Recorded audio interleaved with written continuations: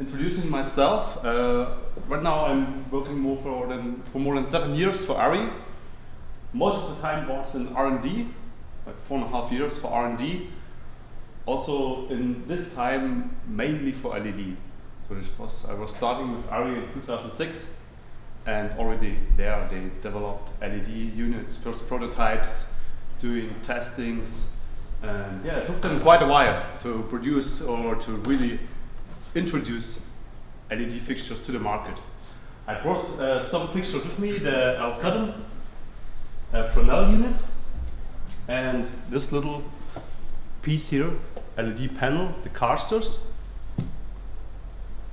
After my time in R&D for Arri, I decided to move on to the product management, so to talk to customers, doing presentations, exhibitions worldwide, and also besides my job for Arri, I was always working as an electrician, or for smaller productions as a gaffer for like small commercials, short movies, things like this. So I have a technical background for LED, but also like to use the product. Not only Arri, but mostly. Arri, as I think most of you know, relates very strong to film and location lighting. The big HMI units like the 18K, we have Arri 18K, but also the broadcast business is very important for us. So like equipping studios with tungsten, former times, now more and more LED. And if you look back in history, it's now nearly 90 years that Arri is producing fixtures. I found nice pictures of the very early units that were produced by Arri. And also in this time they also made a kind of a generator, mobile generator. So they don't do this anymore. Maybe they earn more money with the fixtures. And so, for example, this one was the first daylight discharge source worldwide, used for the Olympic Games in Munich.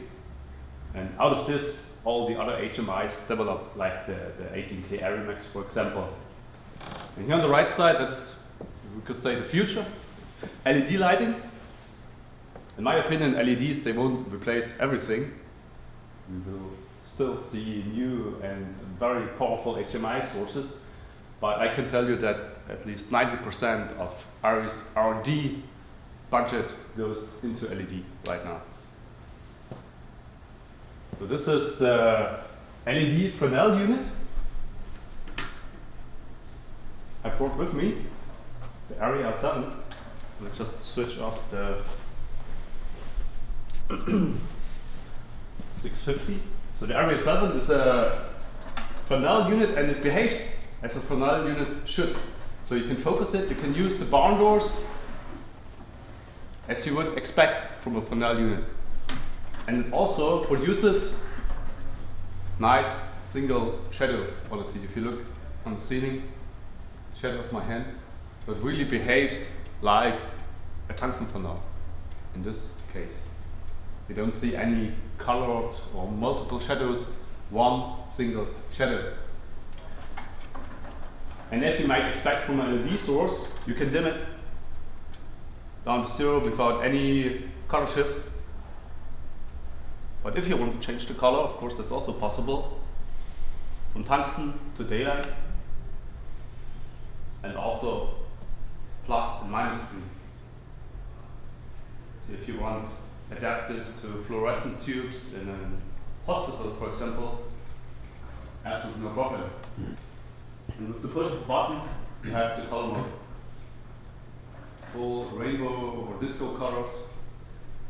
It's a little bit difficult to see here with the black, but if I point it to these color charts, you see what's going on. And you can also, of course, desaturate the colors until you have white once again. The good thing about all this is it's very efficient because it's LED. So in tungsten, this unit depends a little bit about the environment temperature. But usually it consumes about 160 watts, and it's comparable to a 650 tungsten, roundabout. That's in tungsten. If you talk about colors, it's completely different, because, as you know, when you want to have colors with tungsten, you need to gel them, so you use a lot of light, and it's completely different with the LED source. So you could say in saturated colors, it's maybe 20, 30 times more efficient than tungsten. This is the second one I brought with me, the Arri caster, a small panel, 35 watts. Once again, dimmable, of course, color control, and also the plus-minus screen. I want to hand this out so everybody can test and feel. And what you will recognize is that it has a certain heat sink on the back, and it also is warm.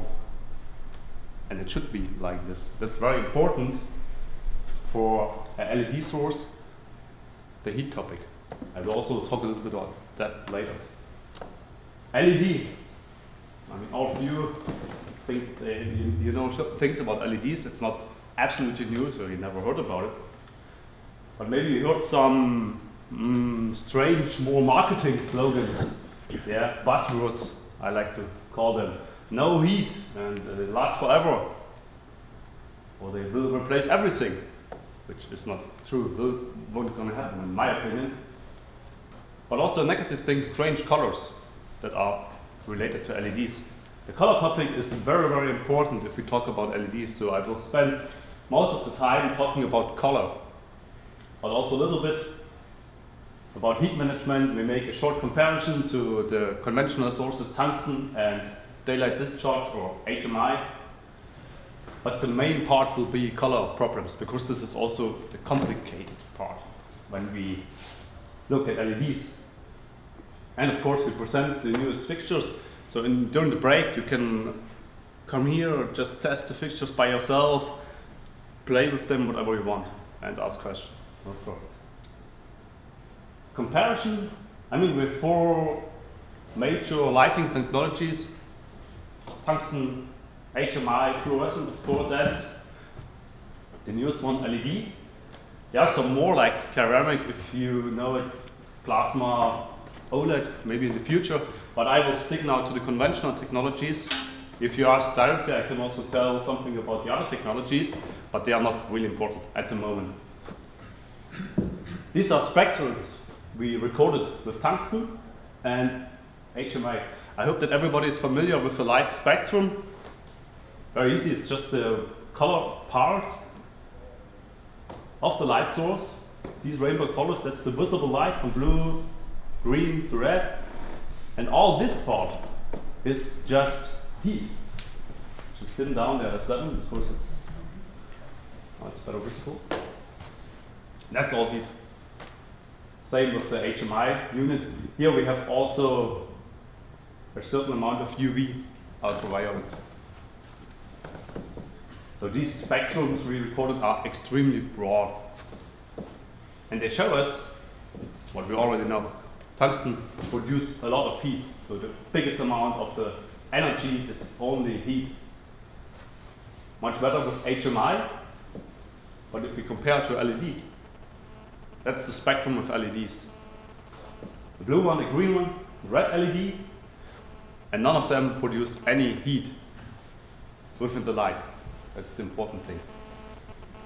The light itself, you can really touch it, like this unit. You touch the lens. You feel a little bit of heat, it's just what is transferred through this material of the lens. But the LED itself doesn't produce any heat, and also no UV. So you could say LEDs, the perfect light source. No waste at all. Only light, no heat, no UV. But of course it's not perfect. Also the LED has some waste of energy. The difference is that it's not giving away this waste together with the light. The heat, the waste, is the heat, just stays inside the LED. And this is very, very important that a manufacturer like Arri, they take care for getting away this heat. because if it stays inside the LED, you will damage the LED over time. And this is the reason why the panel I gave you is hot on the backside and has a certain heat sink. That's very, very important. The next chart, it's originally from Philips, a big manufacturer for LEDs. And it shows us lifetime of LEDs. And here, for example, 68,000 hours of lifetime. That's certainly possible with LEDs, but you absolutely have to take care for the heat. The heat of the LED itself, that's what is shown here. Really what's happening inside the LED. And usually an LED will get hotter than, let's say, 100, 120 degrees, absolutely no problem. If you have a powerful fixture like the L7, also the smaller one, the Caster, the LEDs get hot.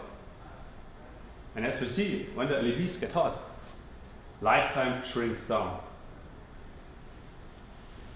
Depending on how much power you're giving to the LEDs. Like 350 milliamperes, that's not much. 700, that's what we use in our fixtures, but you can also overpower them up to 1.8 amperage. And then the lifetime, if you don't care for the heat management, could be reduced to 10,000 hours or even less. So what does this mean? It's not like the LED just switches off and that's it. Usually the LEDs, they get just dimmer and dimmer and very fast. If you don't care for the heat, if the LED gets really hot, it might be you buy a fixture and within half a year or 1 year, it dims down. So you don't get the full brightness anymore, you maybe get half the brightness. And that's not what you want, because you pay usually a lot of money for the LED fixture. So very important to care for the heat management. That's why Arri fixtures, they have a heatsink on the back, both of them, and the bigger ones, they also have a fan controlled unit. And usually it works like this: if it gets too hot, the fan turns on to help cooling the LEDs. If you are afraid of the noise of the fan, it's usually very, very quiet. It's a modern fan. But if you are afraid, you can also change the mode, so it's not going to let the fan turn, it just dims or whatever, or switches off. You can choose. It's complete menu inside the fixture you can use. If we talk about LEDs and heat, there's a second important thing.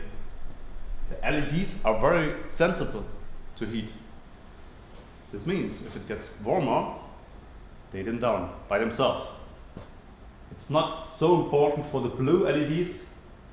There's not much going on. The green one is also okay. But for example, the red ones, if they get hot, and as I said, they can easily get 120 degrees, very easily, they lose half of their brightness. So if you don't care for that, that would mean, because they have a mixture of LEDs, there are also red LEDs inside. If they lose half of their brightness, would mean they would turn from tungsten to daylight within half an hour. If you switch them on and they are cold and get warm, and that's not what you want to do, what you want to have. You want to have the same color over time. So what's going to happen inside our fixtures is we always measure the temperature. There are several sensors inside. Temperature is always measured, and then they just give more power to the LEDs. So always stay at 100% at the full brightness. And that's very important. And so they are stable in the color. And it's also important that you have some kind of reserve in your whole system, because if you just start right away in the cool mode with the full power, then nothing is left. Talking about the efficiency, I already said converts. These are some spectrums I recorded. And on the lower part, you see a filtered tungsten source. Red, green and blue filtered. And these saturated parts, that's the only thing that is left from the light itself. All the other area is just wasted, transferred to heat within the filter. So you have a, let's say, really inefficient light source like tungsten, and then you gel it, makes it even more inefficient. All of you know about that. And of course that's completely different with LEDs, because there are no gels needed. The LEDs itself are red, green, or blue. They are different ones. We use red, green, blue, and a special white LED, which is very important for color quality. I will talk about this in a couple of minutes. And if we compare this now, for example, for green or blue, as I said, the LED is about 20, 30 times more efficient.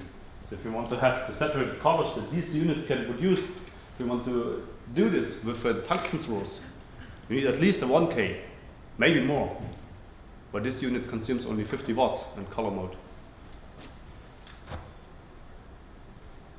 Color quality, very, very important topic for Arri, as we usually, our lights are used in front together with camera. Movie productions, commercials, TV shows, there's a camera. And the camera is very, very sensible to any kind of color problems. It's not like the human eye. The human eye can adapt to many things, and you yourself, you know how colors should look like. And the brain helps that you see, or you at least get the feeling to see good colors. The camera doesn't. The camera sees what it sees. And so it's very, very difficult to produce high quality light with LEDs for camera recording. It's very easy to achieve white light with LEDs. Just mix blue, green and red, and you will also get a 3200K tungsten source. Tungsten white. So your color meter might measure 3200K, perfect. But of course the spectrum is completely different. We have a full, complete spectrum with the tungsten source, and we have big gaps with the LED source, especially yellow, orange, also cyan, completely missing. And this is the result. If we are recording this, these are pictures I made a couple of years ago already.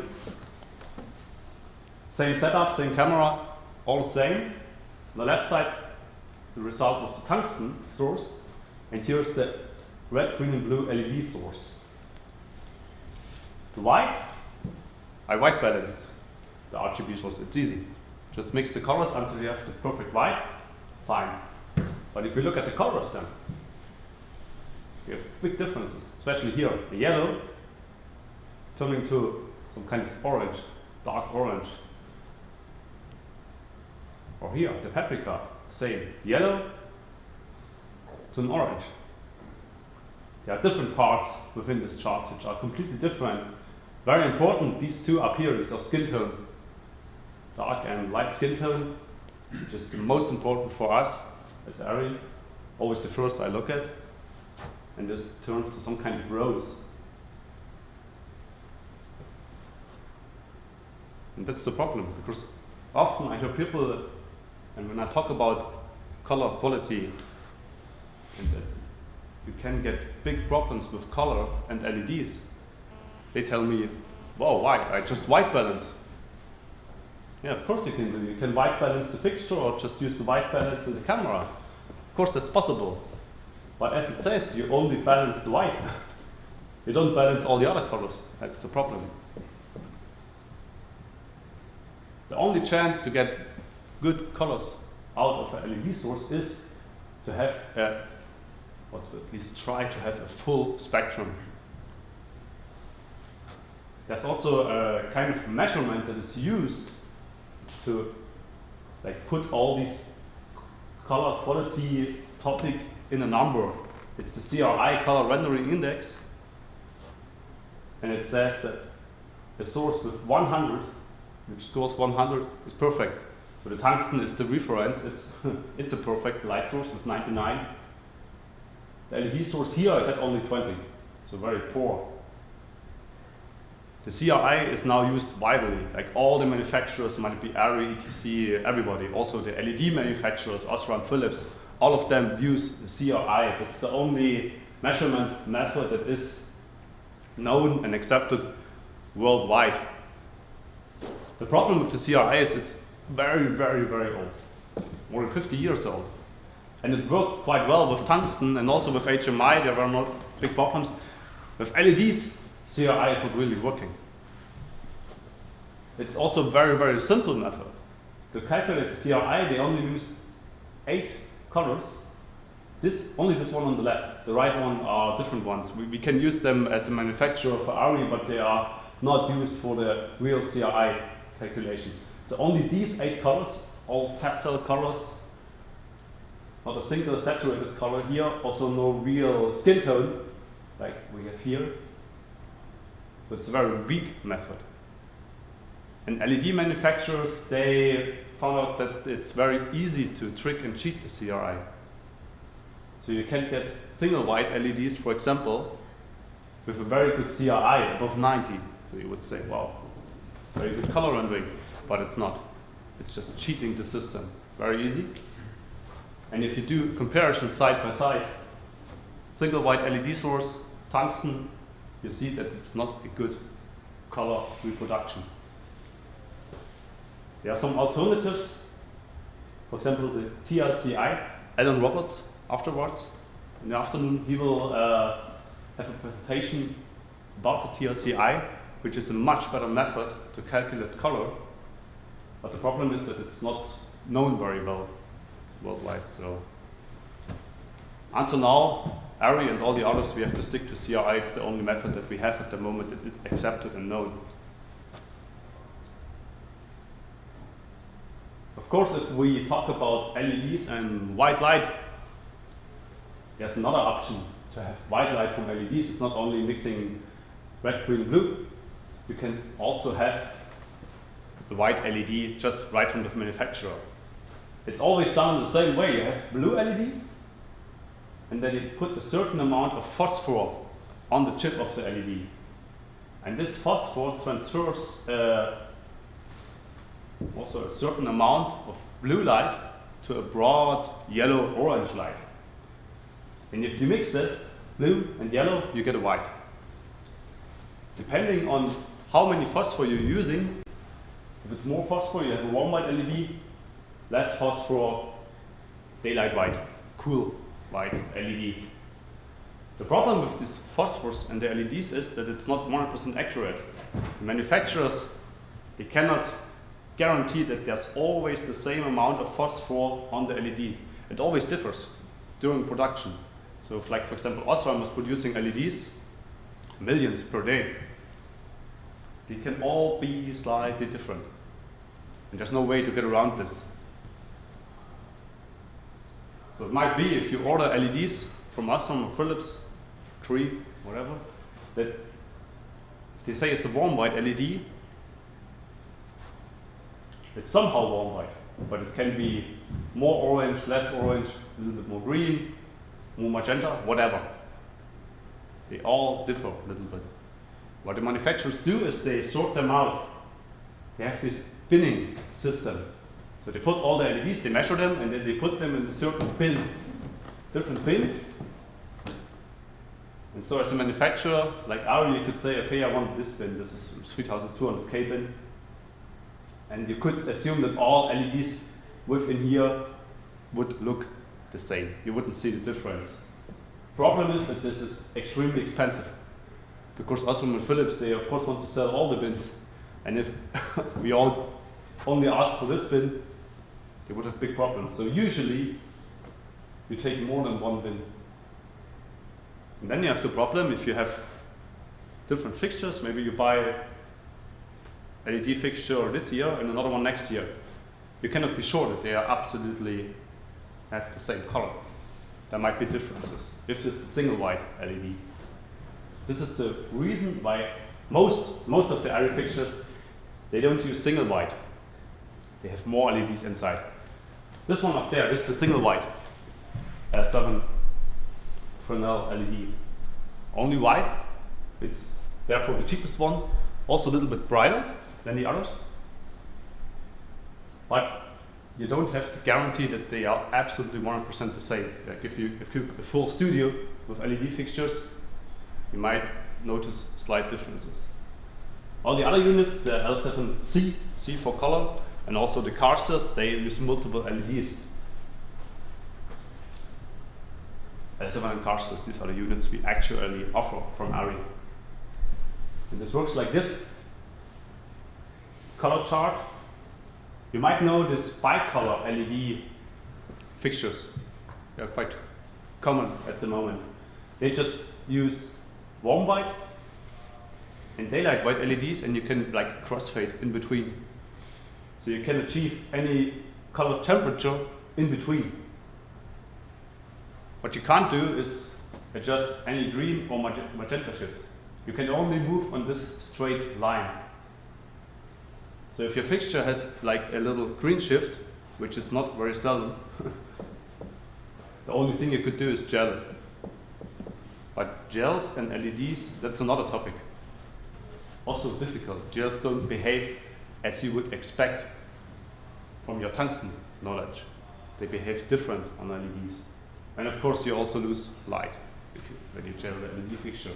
So what Arri is doing, for example with the caster, they have 3 LEDs inside, a warm white, green and blue one, and you can achieve any color in between this triangle. Very accurate. I mean, it's a three-dimensional system. The L7 additional has red LEDs, and once again you can achieve all colors within this color space.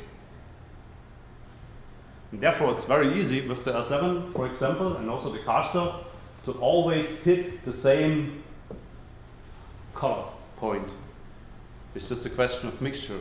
So if we produce this unit, it's not so important for us what kind of red or green LED we use. They can differ, it's not a big problem. It doesn't matter if the red LED is exactly here or if it's maybe here.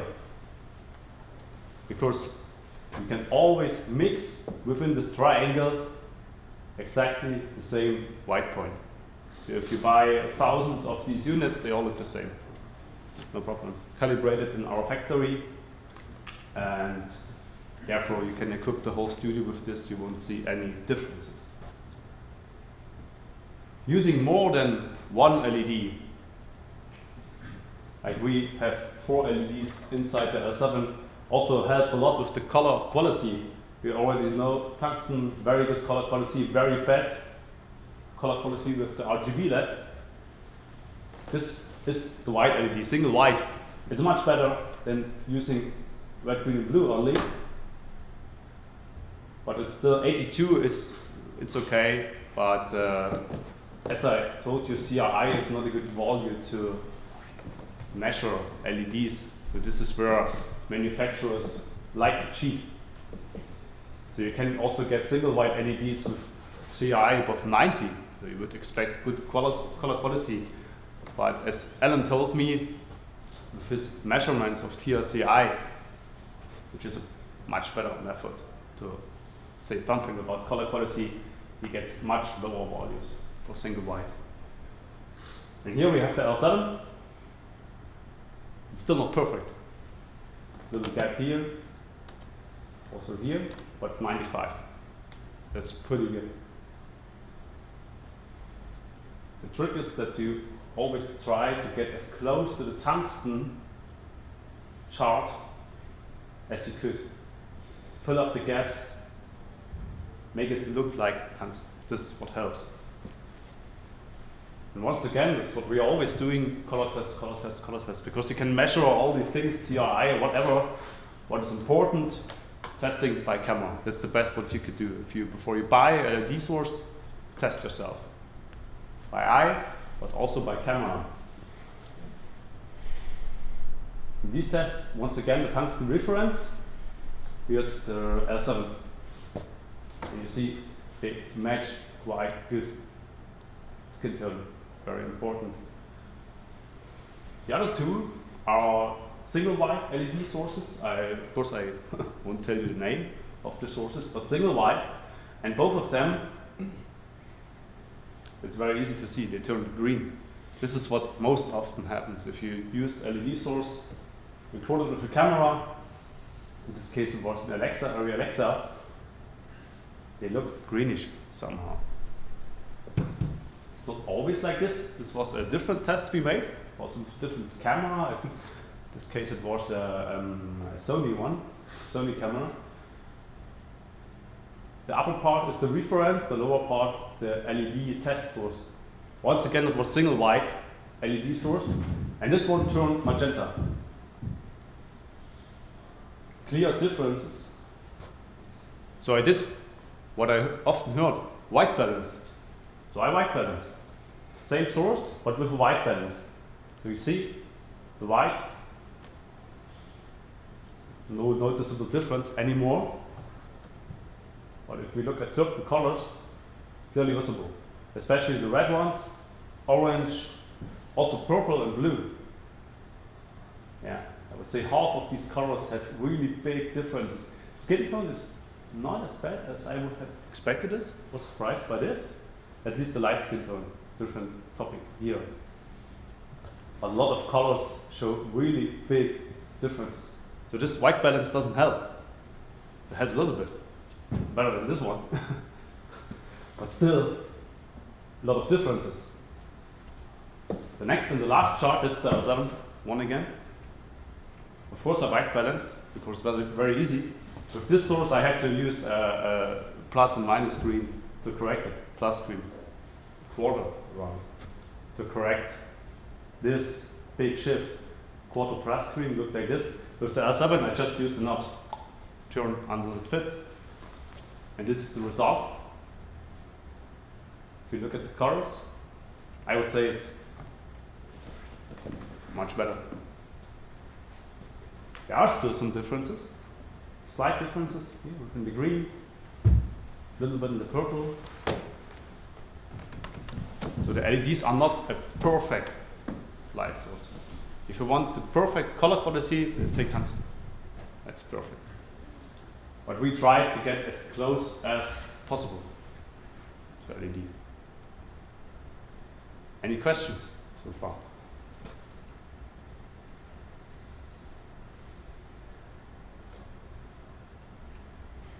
Not now? Still in silence. Yeah. We'll look at the watch. I think we got some time left. No, it's just 5 minutes, yeah. Yeah. Yeah, at 2 o'clock we have the next presentation, Javier from the lab. And afterwards it's Alan's presentation of the TLCI. So I would say use the break, just come over, have a look at the products, you can test everything, try by yourself. Because I can tell you a lot of things now and show beautiful slides. Maybe I lied to you, you know, don't know. So I have brought all the things with me. I also usually use at Arri color charts, L7 a test fixture, Arri 650 tungsten unit. I also got a spectrometer also here. So you can test everything by yourself and look if I lie to you or not. Thank you.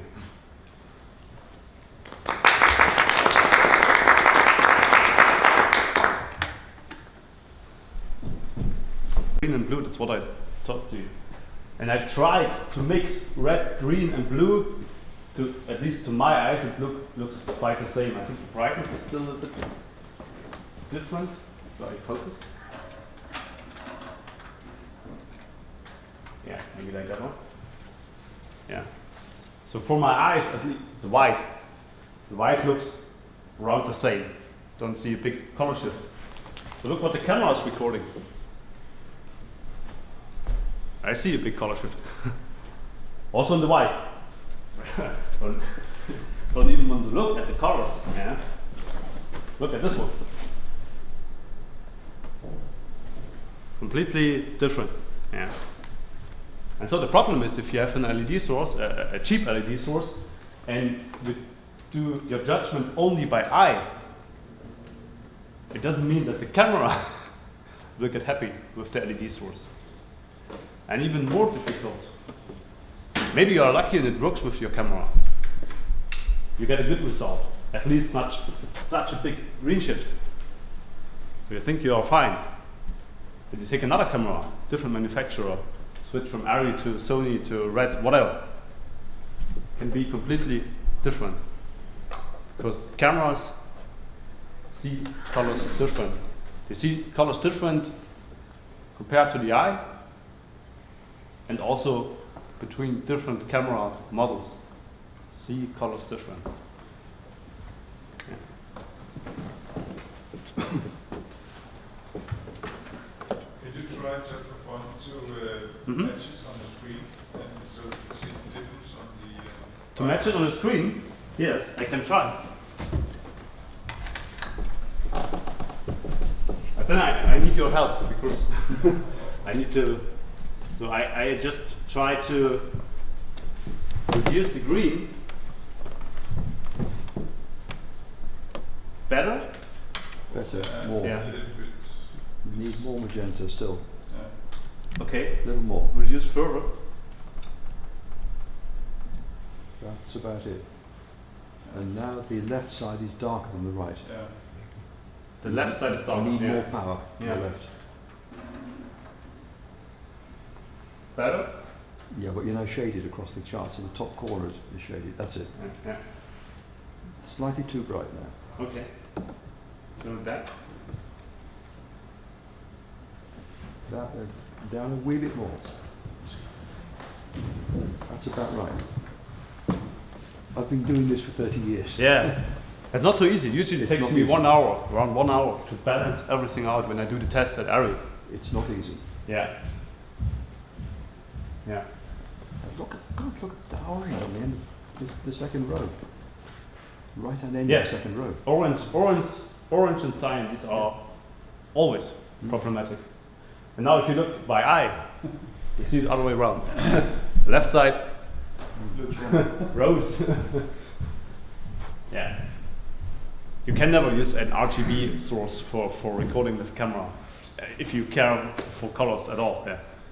That's not choice. Yeah. So you would always have to blend in white? Yes. Yes. Okay, Yes. Or have at least 7 different LEDs. okay, that's that. ATC is doing this. Yeah. This also is of course a good way. Yeah. But it's not what we